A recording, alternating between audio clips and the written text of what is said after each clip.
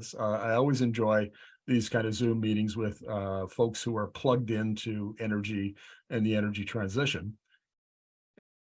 I'm going to talk about three things, though. One is hydrogen. The other one is industrial policy, particularly what's going on in the U.S. and to some extent in Canada. And then I'm going to follow off with or end with geothermal. The very cool stuff happening in Alberta with a company called Ever. So, hydrogen, which hydrogen electric, right? So we're, I think it's appropriate that we talk about this with an EV society. And Glenn is and his many followers who don't like hydrogen have some good points. There's absolutely no question that hydrogen is not the most efficient way to move energy around the world. And I'm going to be having somebody on in the Energy Talks podcast this week, Michael Liebrick from Bloomberg NEF. And Glenn alluded to the fact that I get all these really wild guests on, including, Michael's pretty high profile in the energy world.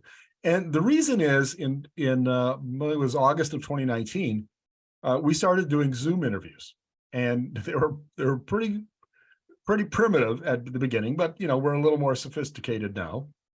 But by the time the pandemic came along in January of 2020, we'd been doing it for 6 months, and we were pretty good at it.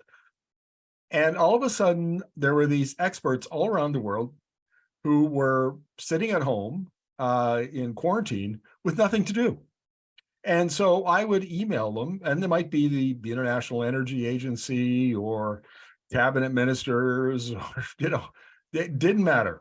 I would ask them for an interview, and more often than not, they would say yes. And then it turned out they liked the interviews, and things just kind of grew from there. And now that we're no longer in the pandemic, we still can attract some pretty heavy hitters like Michael Liebrick. So those of you who don't like hydrogen, like Glenn, be sure to watch next Friday when we get the podcast up with Michael's interview. But having said that, there is, and particularly some interviews that I did back in October and then again in February when I traveled to Alberta. Oh, and I also interviewed a number of companies in Vancouver who are sort of kind of on the demand side, the Hydra Energy and Westport, companies like that.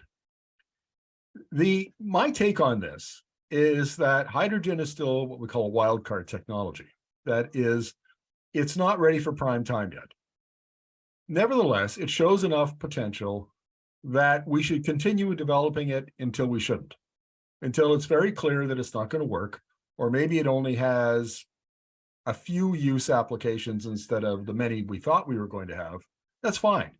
But I'm okay pouring public money into things that don't work, because you wouldn't have known if you hadn't done it.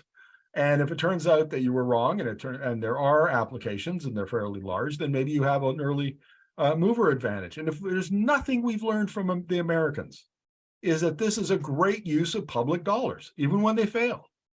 So the Americans, what was that under the Obama? Was it Solyndra, something like that? The company that they poured $500 million into, and then the solar panel manufacturer, and it went toes up. Yes, but what did they learn? And how much of the a solar panel supply chain did they develop in doing that, and on and on and on. And now, of course, we see that, and now I don't want to get too much into the industrial policy side of things, because that'll be part of it. But hydrogen is kind of like that. And so when I went to Edmonton in particular, I interviewed a fellow named Eddie Robart. And Eddie's a wonderful guy, and he runs the transit program for the city of Edmonton. And I interviewed him on a hydrogen bus out in front of the bus barn. And he said, look, we know the fuel is expensive. We don't even have, fueling infrastructure here. And we know that, this is early days for the technology, and it's a pay to play. If you want to play during the early stages of a technology, you are going to pay more than you would otherwise. So why are we doing this? He said, well, we have 60 electric buses already. He said, and we love them, but they don't work at 20 below. They don't work very well at 20 below. The battery range issues, and we need them to work really well. Whatever we replace diesel with has to work as good or better than the diesel we had before. We don't want our customers having to adjust themselves to our fueling schedule or something like that.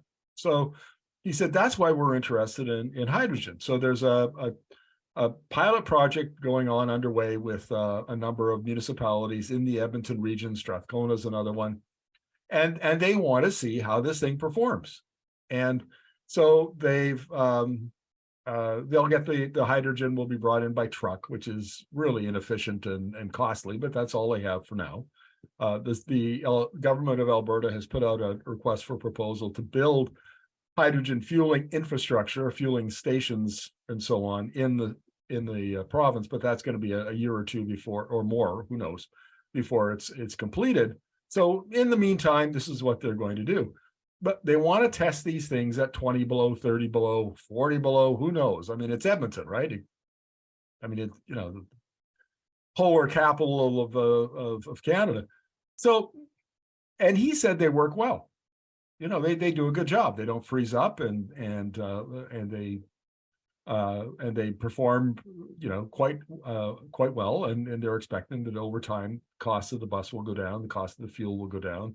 And in fact, he thinks in 2 or 3 years, the cost of hydrogen will be lower than the cost of diesel. And I think I just noticed Glenn's head explode when I said that. But nevertheless, that's what Eddie said, right? And that's what counts. But there's another angle to this that I hadn't thought of. And he said, look, we got these 60 buses in this bus barn, and we are literally tapped out on the electrical infrastructure that we can use here.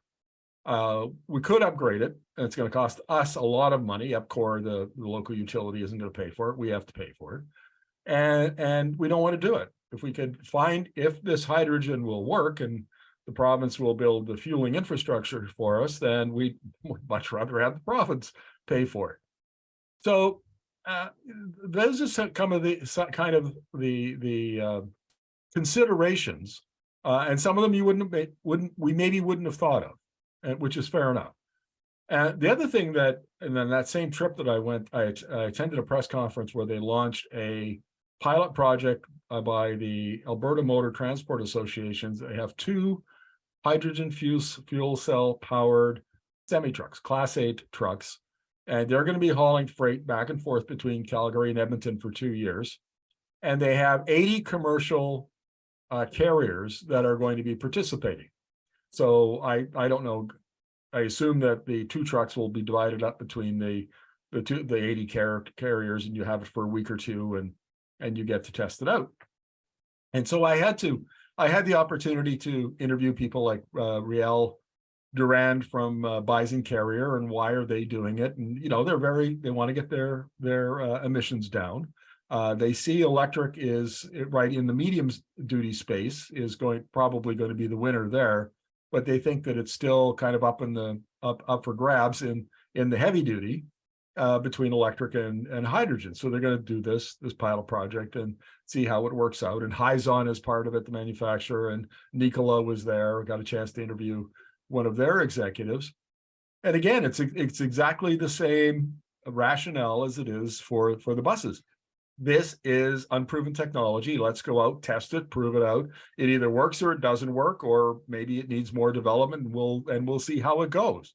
And I'll be reporting on. Oh, and by the way, you can find all of this on our YouTube channel, the Energi Media YouTube channel, and you can find those interviews.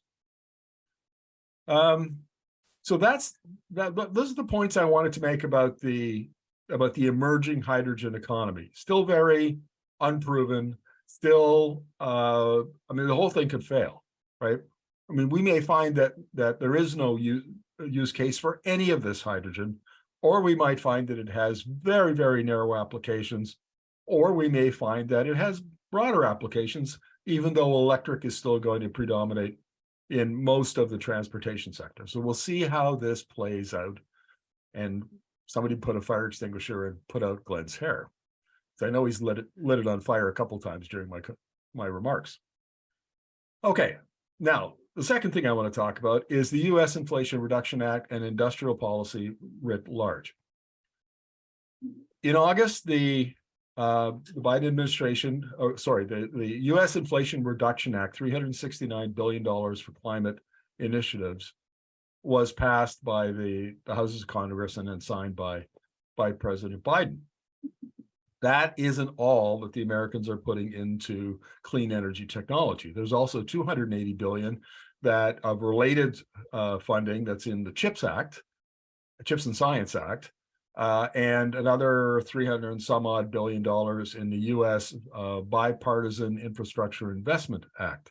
So overall, between now and 2030, the Americans are going to be spending in excess of $1 trillion on modernizing their grid and building an EV industry and all of its supply chains and on and on and on. And what's really hilarious about this is kind of watching Canada, because when the Trudeau government was very methodically bringing in climate policy over the last 6-7 years, so many, particularly the oil and gas industry, was lighting their hair on fire, arguing, oh my God, we're going to get so far in front of the Americans. And, that's our big, trading partner, and we can't do that. We're going to put ourselves at a competitive disadvantage. And then Joe Biden signed a piece of paper and pow, everything was on its head. And now all of a sudden we're behind, and oh my God, we got to catch up to the Americans. It's not great policy making. Well, let me put it that way. I think the Trudeau government has done a good job on policy making in this area. The BC government actually has done a pretty good job, and others, Quebec has done a good job. Many provinces haven't. Alberta would be one, Saskatchewan, Manitoba, Ontario, most of the maritime provinces. But nevertheless, we're the feds are good. Two out of the 4 big provinces are good. We're going to get there. But there's another debate going on that underlies this that I think is really important, and that is industrial policy. So back before 1980 and Milton Friedman corrupted the economics profession, everybody did industrial policy, right? I mean, and basically what it meant is that the government chose a national champion, like in South Korea, Hyundai. They decided, okay, we need a heavy industry player that will, can kind of anchor a lot of it serves as the hub for a lot of other industrial development. So we're going to protect it with tariffs and other policies. When it gets big enough, we'll encourage it and help it to move out into industrial markets. That's great. Worked really well. China has done it a lot in the last 15 to 20 years in the clean energy space. But then, Milton Friedman, as I said, corrupted economics, and Ronald Reagan came in and got bamboozled by Milton Friedman, and we've had nothing but market-oriented economics policy ever since. But we're getting back to what they call modern industrial policy, and that's all about not building national champions so much as building supply chains.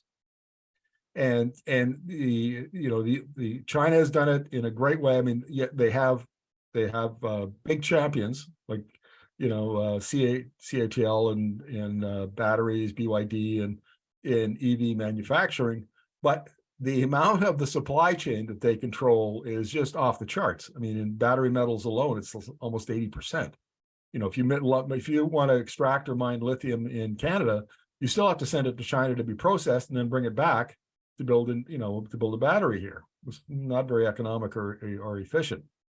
So what we're doing is we're now methodical. We get together and strategically, and you get all the stakeholders at the table, whether it's the provincial government, the federal government, the industry players, the unions, the First Nations, whoever, maybe it's municipal governments, whoever the stakeholders are that you need. You get together, you work together on a strategic plan. You decide that you want like a hydrogen hub in Edmonton. You put it together, you get the funding in, you get projects on the table, you fund those projects, you begin to develop production capacity, you build plants, all of those things. And eventually the idea is that you'll have an industrial cluster in a particular clean energy technology, and then you'll have the supply chains, and eventually, as you nurture them, then they will be able to go out and also sell into the international markets. And there's this is really interesting because BC has already kind of signed on to this kind of an approach. Other provinces have. Alberta is I don't know if it's a lone holdout, but it's the last big province that's a holdout. And just because the Alberta government doesn't want to work with the federal government, they would rather throw bricks at Justin Trudeau than actually get on board and work with the government and bring in tens of billions of dollars of capital into these. It's silly, but if you want to know what the Americans are doing, Google Gina Raimondo, who's the U.S. Secretary of Commerce, and you can find her industrial policy speech that she gave in November, where she laid out in explicit detail what the Americans are after. And what they finally woke up to after Biden got elected is they looked around and they went, holy crap. Not only now that we're shifting over to clean energy, it turns out that industry that's required to build all of that stuff. We have to build solar panels and wind turbines and batteries and electric vehicles and electric bikes and on and on and on and on. And it's a different type of industrial base. Our old industrial base, some of it will keep because you need heavy industry like steel and aluminum and other stuff like that. And that's all great. But now you have to build this new industry base. And oh my God, like China is so far ahead of us. And China has emerged as the United States, as the Americans, chief international strategic partner, competitor. It's not Russia. Russia's now number 2, maybe even 2B, but China is number 1. And China, they finally realized that China had a big head start on them, and so the Americans did what they always do. They spent money. If you've read Mariana Mazzucato's book, The Entrepreneurial State, she's a very famous economist who actually advises the BC government. And that's grist for another conversation because the BC government doesn't do anything she says. But nevertheless, she says, do not listen to what the Americans say about how they conduct policy, how they conduct economic policy, because they always talk about free enterprise and markets and all of that. And then they do the opposite. And what they do that works, and it's a model for the rest of us, is they fund the science, then they fund the development, and they fund all of that until it's ready to come off the bench, out of the lab, and then they fund the process of taking the proof of concept, and then the demonstration project, and the pilot project, and then all the way up to commercialization until they've de-risked that technology enough that the private sector can then go, oh, okay, it's time to make billions for us and our shareholders. Now we'll just take it over. That's what they do. And Canadians have got to stop thinking about, and this is where I'm going to take another dig at Glenn. Canadians have got to stop worrying about every bloody penny they spend on these new technologies. Some of this shit ain't going to work. That's just the way it goes.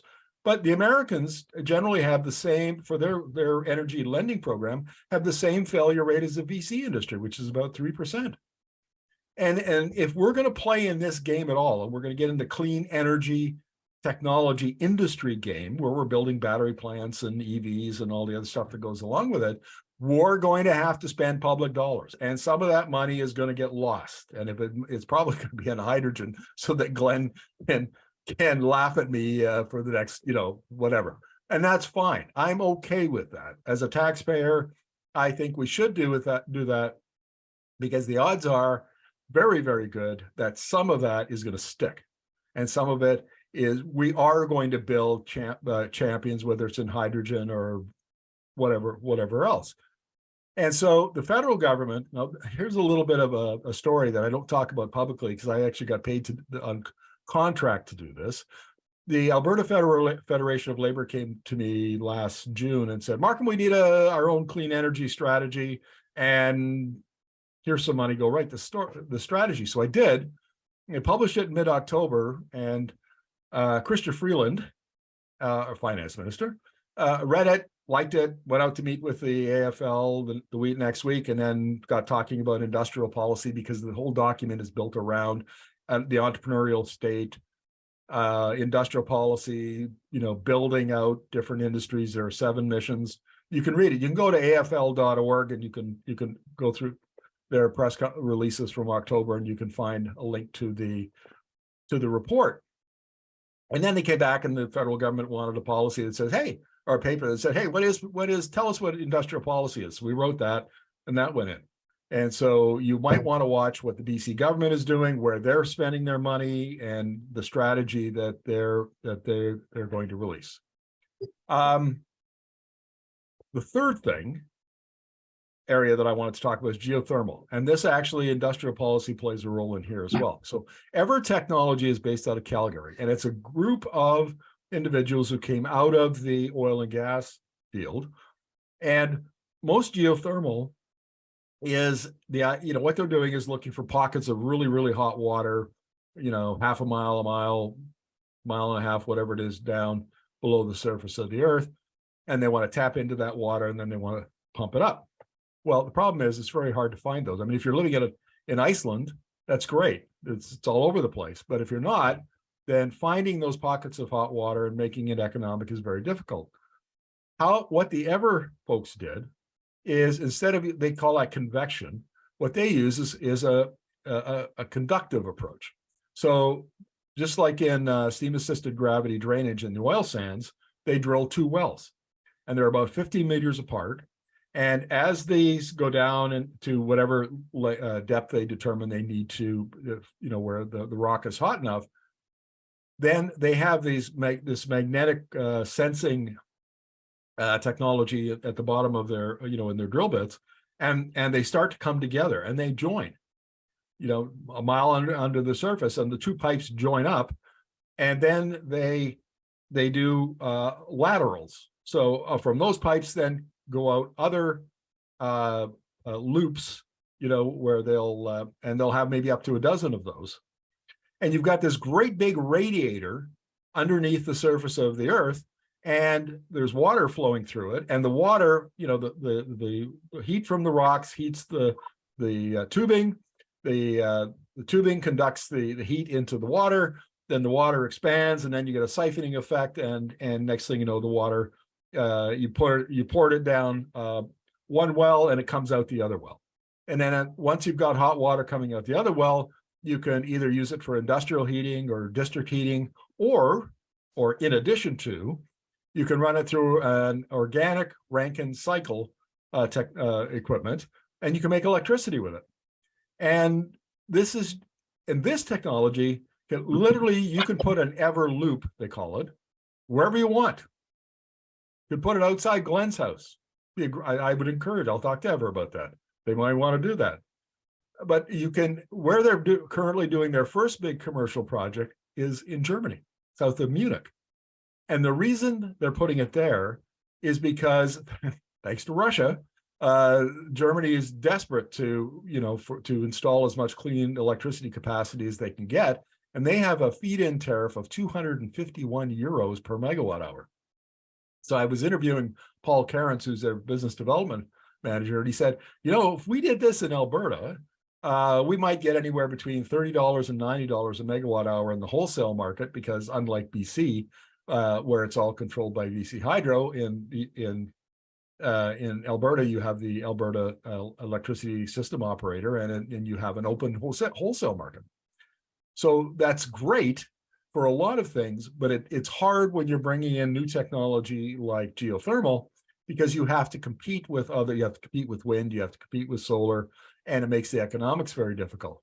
But when you've got $251 a megawatt hour, you're doing okay, right? I mean, it doesn't matter that you have to ship Alberta drilling rigs over on a ship, and it doesn't matter that you have to fly Alberta, rig workers over there and all of that kind of thing. You can still make a pretty penny.